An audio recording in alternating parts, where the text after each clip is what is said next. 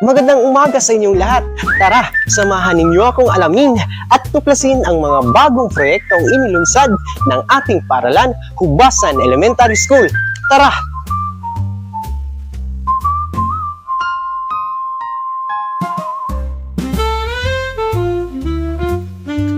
Good morning! Okay, so magandang umaga po sa inyong lahat. Nandito po ako ngayon para makapanayam ang kapwa ko guro. So, good morning, ma'am. Magandang umaga, Sir Simon. Good morning sa ating lahat. Hello, guys! Good morning!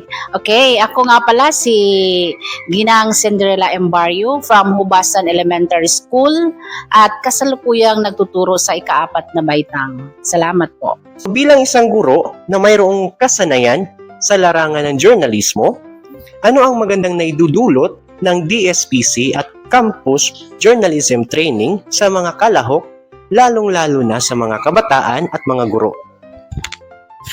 Okay.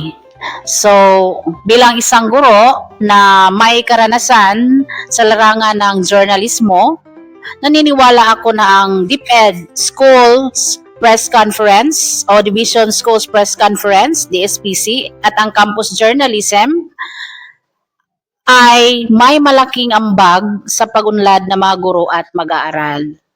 So, hindi lamang ito nagpapaunlad ng mga kasanayan sa pagsulat at pag-uulat, ngunit higit pa rito, ito ay nagtuturo ng mahahalagang aral sa buhay na mga gamit nila sa hinaharap. So, tumpak po lahat ng inyong mga sinabi patungkol sa ating DSPC at Campus Journalism Training. So, nakatutulong po talaga ito, lalong-lalo na sa mga mag-aaral natin, mga kalahok at mga kapwa-guro na mapabuti at malinang nila ang kanilang kakayahan patungkol sa journalismo. So, maraming salamat po.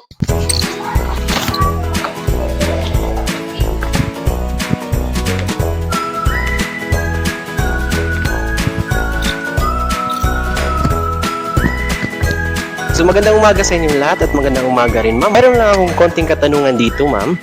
Ano ang masasabi ninyo sa proyektong inilunsad ng ating punong guro na tumutukoy sa pagsasaayos ng bakuran sa ating paaralan?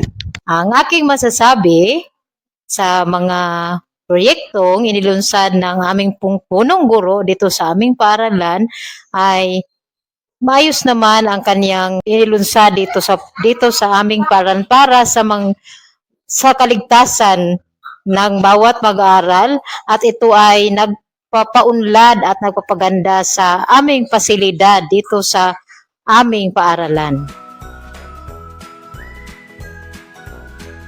Magandang umaga po sa inyong lahat. So ngayon po ay narito po ako para ipakita sa inyo ang patuloy na ginagawa, tinatawag na pagsasayos ng bakuran. Tamang-tama, nandito po ang ating butihing kagawad sa ating barangay, dito sa Barangay Hubasan. Ang kagawad, maaari mo bang ipakilala ang iyong sarili sa harap ng ating mga manunood?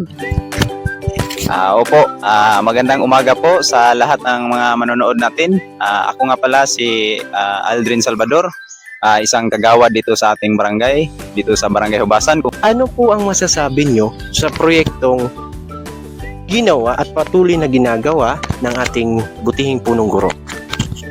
Maganda pong katanungan po na yan, sir, no? Ang masasabi ko lang po sa ginawa ng ating punong guro dito sa ating paaralan, napakaganda po kasi kitang-kita din naman natin na kailangan na talagang pagtuunan ng pansin itong pader na to, at nakita ng ating punong guro na delikado na sa mga bata at kailangan na pong ayusin. Maraming salamat po ating butihing kagawad. Walang anuman po, sir. Walang problema po.